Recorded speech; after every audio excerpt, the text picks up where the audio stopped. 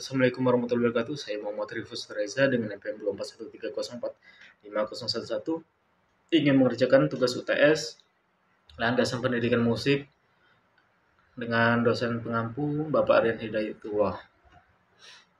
Langsung saja kita ke pertanyaan nomor 1. Apa sih teori behavioristik itu dan bagaimana cara mengaplikasikannya dalam kelas musik? Nah, jawaban pribadi saya adalah teori behavioristik itu menyikapi perubahan tingkah laku manusia, perilaku yang dipengaruhi oleh lingkungan tersebut. Nah, ini didasari oleh pengalaman. Nah, langsung saja contohnya di kelas musik. Contohnya saya sebagai guru lah, misalnya memberikan apresiasi kepada murid yang mengerjakan tugas, menyanyi dengan benar, atau memainkan piano dengan benar. Nah, itu akan menstimulus pikirannya agar dia giat belajar dan tidak malas-malasan, agar dia mendapatkan apresiasi terhadap gurunya. Nah, teori ini juga bisa membuat siswa disiplin terhadap kelasnya. Contohnya saja, ada murid yang mengacau di kelas tersebut. Nah, kita memberikan hukuman kepada dia seperti tidak boleh masuk kelas. Nah, itu bentuk satu contoh agar dia tidak semena-mena di kelas. Seperti memberikannya dia pelajaran agar tidak semena-mena di kelas, agar serius di kelas musik. Nah, itu semua untuk berlaku tujuannya adalah mengubah tingkah perilaku manusia yang terjadi di kelas tersebut. Langsung saja kita akan menjawab pertanyaan kedua. Apa sih teori konstruktivistik itu dan bagaimana cara mengaplikasinya di kelas tersebut? Nah, secara pribadi saya menjawab teori konstruktivistik adalah teori yang diciptakan oleh Piaget yang isinya adalah teori yang dimana berpaku pada siswa membangun pemahaman mereka sendiri terhadap pengetahuan dan pengalaman yang mereka miliki sebelumnya. Contohnya saja seperti kita menyuruh murid kita untuk memainkan sebuah piano, gitar, dan alat musik sebagainya. Nah, si siswa itu sendiri bisa saja dia menemukan nada C, D, E itu dari pengalaman mereka tersebut sebelumnya dan keterampilan tersebut tidak berasal dari pengalaman yang sebelumnya dan pengetahuannya yang dari sebelumnya.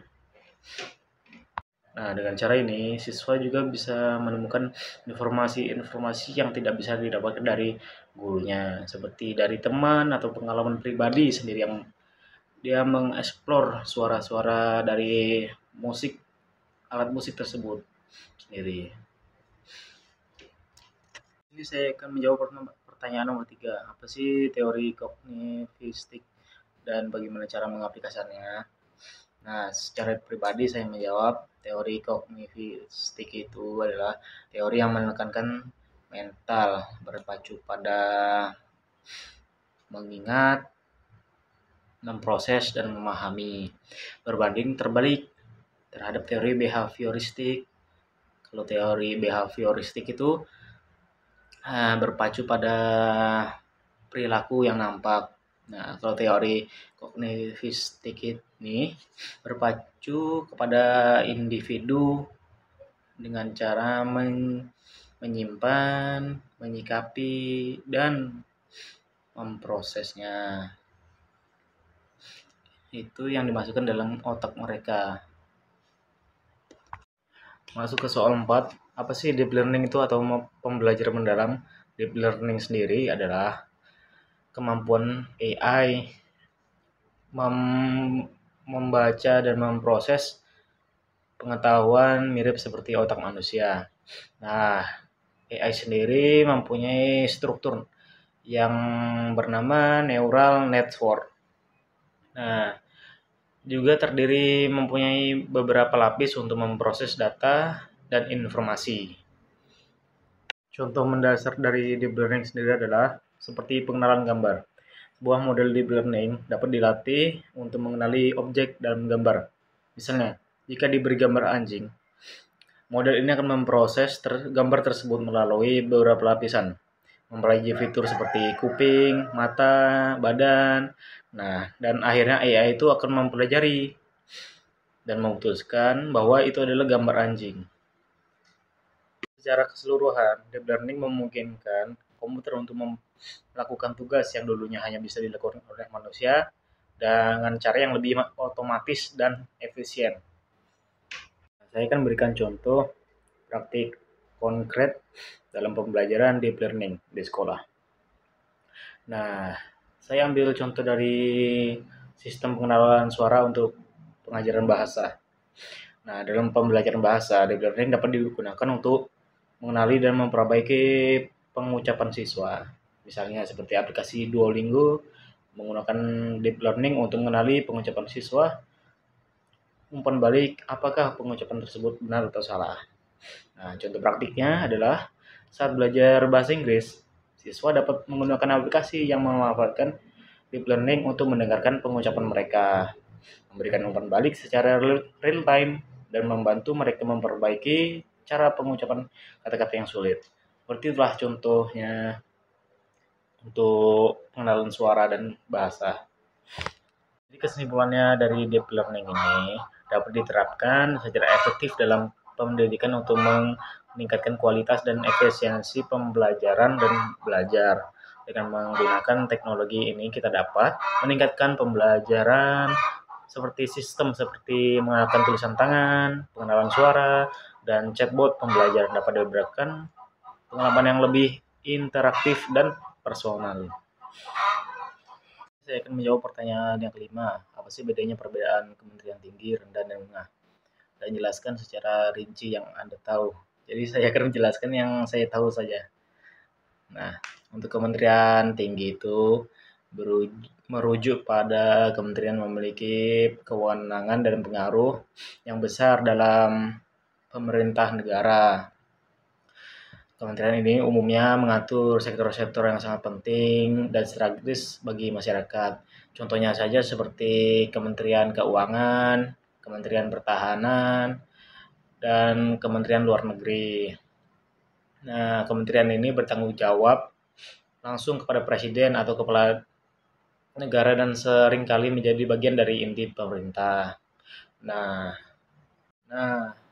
kalau kementerian menengah itu dia tidak sepenting kementerian tinggi yang fokusnya terhadap kementerian negara-negara penting lah seperti pemerintah.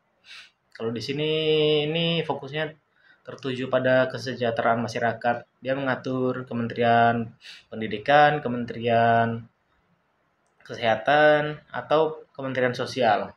Meskipun penting, pengaruhnya mungkin lebih terbatas sih dibandingkan kementerian tinggi karena mencakup kebijakan yang lebih spesifik dan mencakup masyarakat juga. Yang ketiga kita ada kementerian rendah. Kementerian rendah ini merujuk pada sektor-sektor yang lebih spesifik dan tertuju pada pelaksanaan kebijakan di tingkat operasional atau teknis.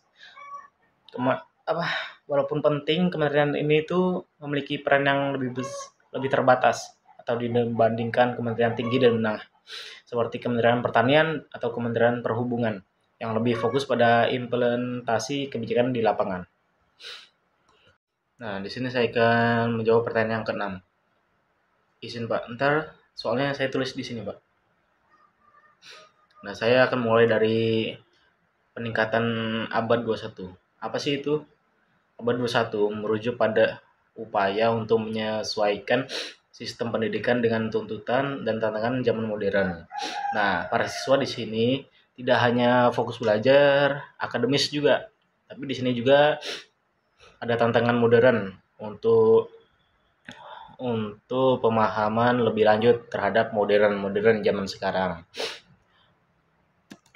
Sebagai contohnya, zaman sekarang kan banyak yang menggunakan handphone dan laptop untuk ujian digital. Nah, itu sebagai contohnya modern lah, abad 21. Nah, fokus utama dari peningkatan abad 21 ini meliputi itu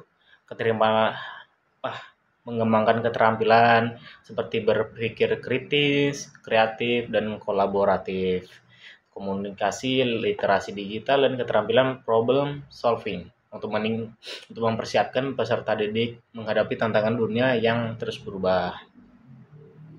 Nah, di abad 21 juga sekarang itu ada pembelajaran berbasis teknologi. Itu seperti memanfaatkan teknologi untuk meningkatkan metode pembelajaran dan memperluas akses pendidikan, serta memungkinkan pembelajaran yang lebih interaktif dan personal. Kenapa sih abad 21 itu penting? Sangat penting sekali. Karena dari mata saya melihat dunia ini semakin dibantu oleh robot atau AI. Contohnya aja seperti Jepang dan Cina. Itu pegawai restoran aja udah pakai pelayan robot, saya lihat. Nah, pendidikan yang tidak berkembang sesuai dengan perubahan ini bisa menyebabkan ketinggalan dan kesenjangan yang lebih besar. Itu gawat juga buat generasi kita yang mendatang. Apalagi tidak paham teknologi atau gaptek. Integrasi teknologi merujuk pada penggunaan dan penerapan teknologi dalam berbagai aspek kehidupan untuk meningkatkan efektivitas dan efisiensi, termasuk dalam sektor pendidikan, bisnis, dan kehidupan sehari-hari. Dalam konteks pendidikan, integrasi teknologi berarti menggabungkan alat dan platform digital seperti komputer, teknologi internet, dan perangkat lunak, dan aplikasi untuk memvalidasi komunitas antara pelajar dan peserta didik. Dengan integrasi teknologi, pembelajaran menjadi lebih efektif, interaktif, personal, dan fleksibel, memungkinkan siswa mengakses sumber daya global dan belajar dengan cara yang lebih menarik serta relevan dengan perkembangan zaman. Integrasi teknologi juga membantu meningkatkan keterampilan digital siswa yang sangat dibutuhkan di dunia kerja modern. Seperti di dunia musik, kita bisa membuat musik menggunakan aplikasi bawaan musik seperti VL Studio dan sebagainya. Itu sangat penting bagi siswa-siswa yang ingin belajar di dunia modernisasi. Nah, yang terakhir di sini adalah berusaha memberdayakan peserta didik menghadapi tantangan global. Bagaimana sih caranya?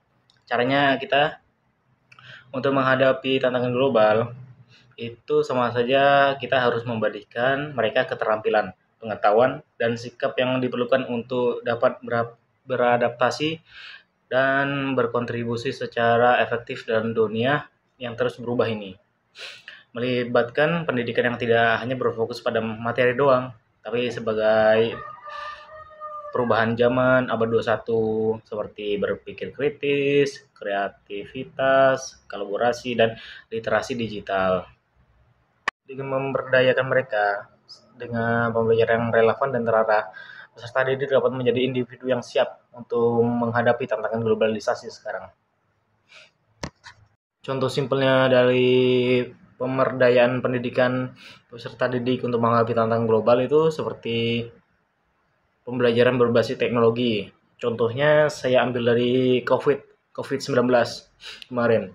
Peserta didik itu mungkin banyak yang belum mengerti pendidikan digital seperti daring, dari rumah itu, dari menggunakan handphone, laptop. Nah, dari sini kita bisa dapat nih pembelajarannya. Siswa jadi lebih mengerti tentang adanya handphone, media daring, selain media offline juga dari sekolah.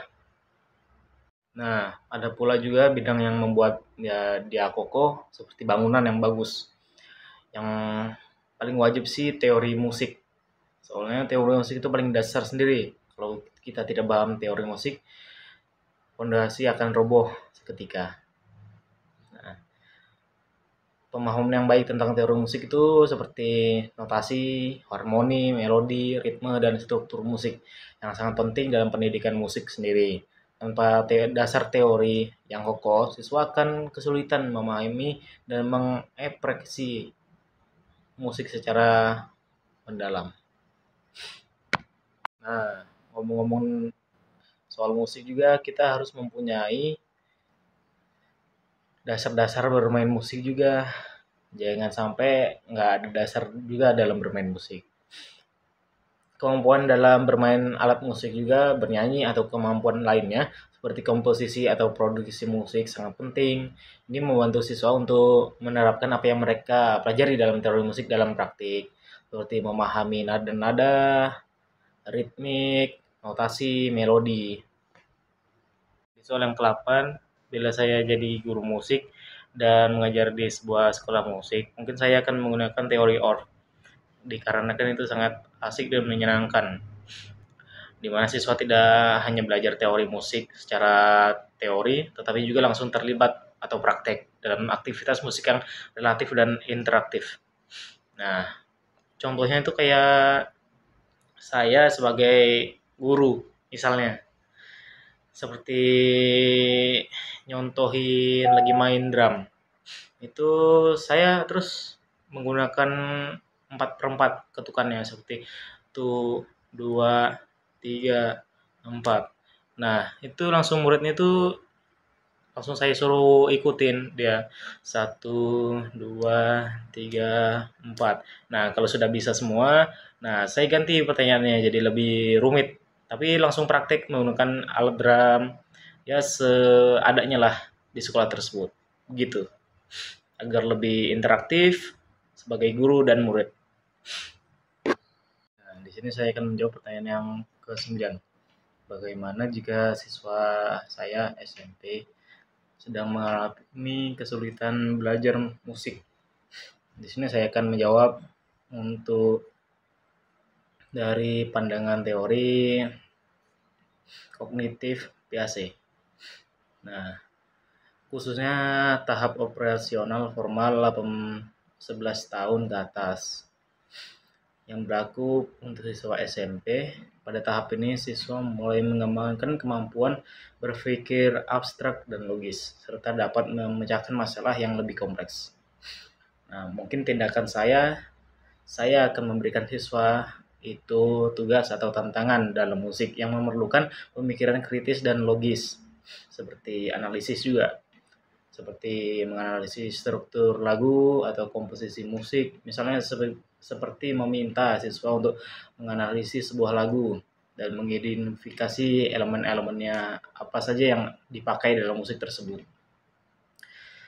Sudah. Tujuannya adalah hal ini dapat merangsang pemikiran logis dan abstrak mereka, karena mereka akan melihat hubungan antara teori musik dan aplikasi praktis. Ini juga memungkinkan mereka untuk memecahkan masalah secara kreatif.